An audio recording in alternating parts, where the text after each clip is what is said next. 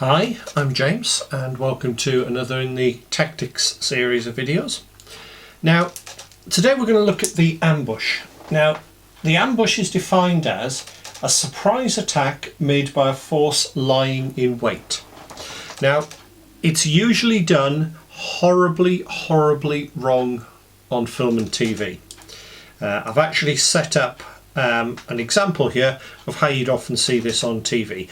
We've got our Soviets coming down the road and we've got 3 units that side, 3 units plus a commander on both on this side. So what's going to happen when they open fire? Well, not all the shots are going to hit. Some of the shots are going to go straight through, and guess what? You're hitting the other side. Shooting your own people in an ambush is a bad plan. Now, this can work, but you need very specialist terrain. You actually need a steep hill on both sides. If there's a steep hill on both sides, you're shooting down and there is very little danger of that happening. So that's how not to do it. Let's reset that and actually have a look at how we should set up an ambush. Okay, so I've now rejigged the terrain slightly because the first thing you have to consider is your site. Now, an ambush has to meet a number of criteria. Ideally, you'd like your own position to be elevated. If you're elevated, you're shooting down, it negates a lot of cover, particularly if there's just a case of going prone. Now, you need to consider lots of things. If the enemy are fired at when they're here, where can they go? Well, this is not next to the road. If we had the cover next to the road and we're firing from there, the enemy are on you very quickly. One of the best tactics is to actually advance into an ambush. I know that's a bit counterintuitive, but you go straight in. You take less casualties. That was an American discovery, particularly during the Vietnam War. You've also got to think about your fields of fire. We've got good fire there. If we're in these positions, we can see what we're shooting at. Now, the downside with this is that is a fairly obvious location for the enemy when they're looking at an ambush location. A common mistake is assuming the enemy are idiots and will do what we want them to do. We need to understand that the enemy are intelligent and will actually go against what we're planning to do. So we have to consider that. So we're going to look at a number of different types of ambush. For the purpose of the start though, we're just going to look at the straightforward linear ambush. Now we're going to use the British again as the ambushers, and we're going to look at the sequence. Now the first thing we do is we move forward and we halt well before the location. So we're probably halting here, right at the back there. In reality, probably a few hundred meters further back. So the whole unit just halts there. It's left in the command of the platoon sergeant when the platoon commander moves forward and does a recce. We need to check that that is okay. Now they will be accompanied by a runner to bring everybody in, and the cut-off group commanders, and we'll explain more about the cut-offs in a second. The commander is happy. He moves across this entire location, giving details of where he wants his troops to be. Once he's happy, he sends the runner back down and the unit then starts to move in. There's a good chance they will leave their Bergens or packs back at that location. Now the first people in are going to be the 2 cut-offs. Remember, we've left the cut-off commanders forward. They will meet here. Everyone comes in along this route. They then move out. So the first 2 people in are the 2 cut-off commanders. So we're going to put one cut-off there, and the other cut-off doesn't have an ideal location here. We're going to put it there. Now the idea of the cut-offs is what they're going to do is a double roll. They will be told to raise the alert back into the centre if there is a problem, or if the enemy start arriving. They're doing that. They're also there that if when the ambush is sprung, they can open fire at any enemy that are escaping out the 2 ends. And these will all be given an arc to fire over. So for example, it might be that arc there. Down the other end, the arc might be something like that. So they are clear on where they can shoot. Anything outside that arc, they do not shoot at. Once this is done, and these are in place, the remainder then, we have the kill group arriving. And we've done this as a platoon level ambush, but it would work just as easily with a section. So we have them all in place. And again, these will then be given the arcs. And what you will find is the arcs overlap. So the entire ground is covered by fire. There is nowhere that is not going to be shot at. So the ambush is now set. Now notice the platoon sergeant has remained at the rear. He's actually going to perform the rear security. Okay, if anything comes along the rear, we have that there to protect us. So we've got our position set. And what we have, bimbling down the road, are a couple of Russian troops. Nobody does anything. A good commander will actually have the troops moving so that you have this point element well ahead. And the idea is hopefully they will spring an ambush. Using good quality troops, this usually isn't a problem. They're moving through. We'll then have the main body starting to come on. At this point, everything is set. Everybody is good to go. So these keep moving. Now, the interesting problem comes in here. By the time that the main body is in the kill zone, that point element is actually outside of the ambush. So this is another factor for your flank security to consider. Now, what do they always do wrong in films at this point? Somebody yells fire. Now, even the dumbest enemy troop is going to go, what's that about? So the signal to fire is the commander firing the rifle, the commander having an automatic weapon by them and giving the command for them to fire, usually a tap on the shoulder, or it could be triggering claymore mines. The only downside of a claymore is that can actually obscure vision. At night it would often be a trip flare. Okay, now the trip flares would be on this side of the road because the trip flare illuminates them and these will be silhouetted. If it's this side, it works both ways. They get as much illumination as we do. If you're using claymores, they would be on this side so the blast goes away. So we've initiated the ambush and lots of firepower goes down. A good ambush in 30 seconds should be over. It needs to be as quick as that. So we've put the firepower down. Now, what are the Russians going to do at this point? Well, we've got lots of cover over here with no fire coming from it. So a logical plan might be, perhaps in the centre, to start running this way. Perhaps switching on and doing fire and movement. So, what's a good option? Deny this area. A few mines in this area straight away is slowing down the enemy moving that way. And then what will happen? They will probably go firm. Well, they're going firm in the middle of a kill zone. We're going to take them out very quickly. If these decide to start legging it back up the road, this is where the cutoff group comes in. Same at this side. We've got the cutoff group dealing with this. The best option is for them to actually launch an attack straight at the position. But they are now in the open, receiving heavy fire from an elevated position. We should win the firefight quite quickly there. We do need to consider that these guys are going to be probably flanking around this way, so my cutoffs are going to be dealing with them. Once the ambush is all over, assume that we've actually won the firefight.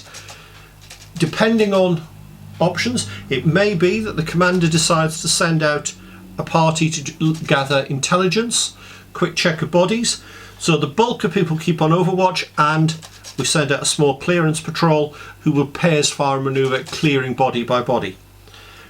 Once they are back in, the commander then makes the decision to withdraw. Now the withdrawal is done in reverse of the initial movement in. We start by bringing in or moving out the kill groups, because they are in the centre there. They're still protected at the minute by the 2 cutoffs, and then the cutoffs come back in through that central position. They don't go straight back, they follow this along and out, and then we've moved out. So that is how an ambush should kick off. Once everybody's back at the FRV, it's a check, we've got everybody, ammo stick, casualties, everything, then move out, because the enemy now know we're here. So let's look at the doctrines then. Now let's look at British doctrine first of all. British doctrine has 3 types of ambush. The linear ambush, which we've just looked at, which is nice and straightforward. There's also 2 others. We'll move these out of the way, and I'll do this in the open so you can get a better view of how these are laid out. So move the Russians out of the way. You have what's called a T-shape ambush. Now the T-shape ambush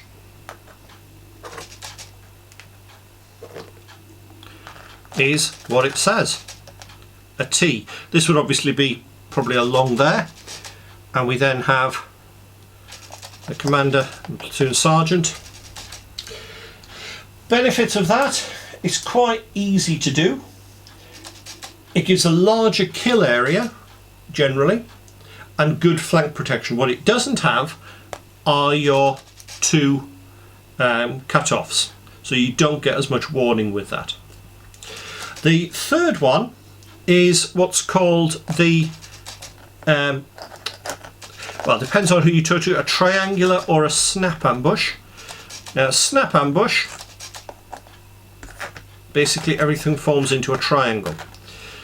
Now, beauty of that, very quick and simple to do, and we'll show you how that would normally work. You're moving along a linear feature, for example, and Platoon Commander decides, right, I want to make sure we're not being followed. So he gives the order, snap ambush. What happens? The first one peels away, second one peels away, forming a firebase. At this point, these follow on, keeping the same route. Remember, with these, you always follow the same route. So platoon sergeant in, and again following the same route, and you go all the way round, following it round. We're now in place. Anybody following us down the road has now walked straight into the ambush. So it can be done that way, or if you're concerned that it doesn't quite fit in and we've got a bit more open ground, what we could do is actually change the formation to have the point facing towards the road. That works better in sort of where you've got less terrain and gives more firepower out to the sides, but as here there's too much foliage for that to work. So that's the triangular ambush.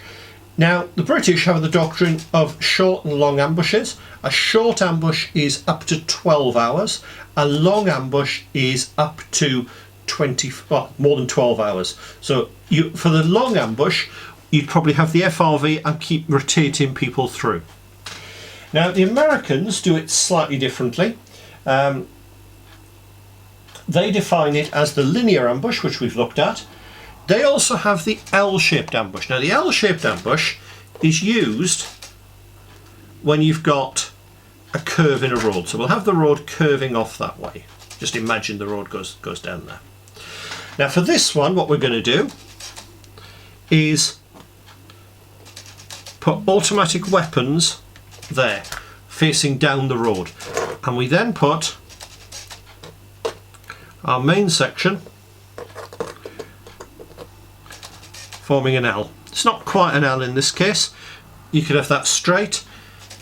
Now the beauty of this one, and again we'll have our rear area security, the beauty of this is as people come down the road, and Again, you could push out a flank security there if you wanted. As they come down the road, these automatic weapons will be firing straight down the road. So you will find that the shots that miss these will hit the next one and so on. Shots here will go straight through, whereas shots here will carry on into the others. Other than that, it works in the same way. They also have the V-shaped ambush. Now the V-shaped ambush is pretty much what it says. What we do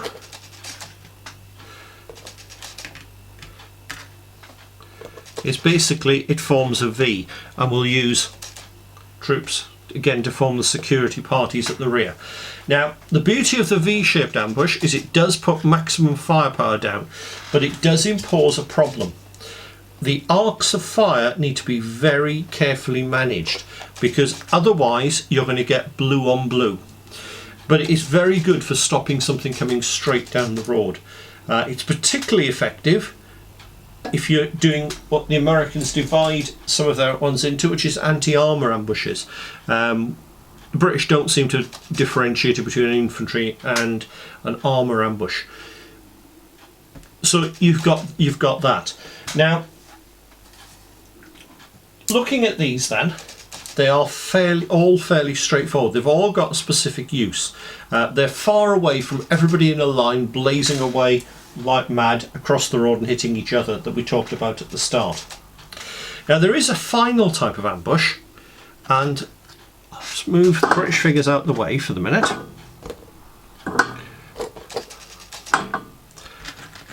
So our Russian unit moving down the road. Moving down quite happily, when all of a sudden large numbers of claymores and similar start going off here, shredding them. All you actually have for this is usually special forces triggering them remotely. They could even be in areas where there's no civil population. They're out the way, and it's all done on tripwires. So there are multiple things to consider there. The big issue being, are you going to get it? Now if you have a good security element, that's actually triggered it before you actually move down it. So there you have it, the ambush. Hopefully you found that useful.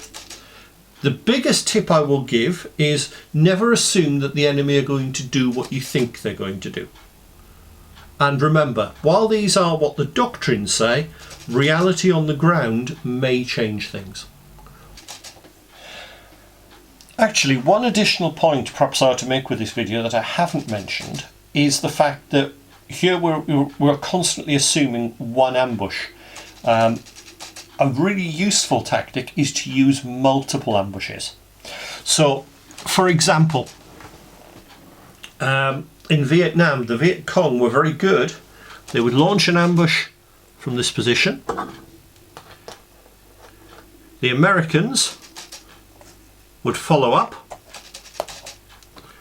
These have then retreated. As these continue to move forward, they are now hit by another ambush. So what you may well find is what's called the area ambush with multiple ambushes.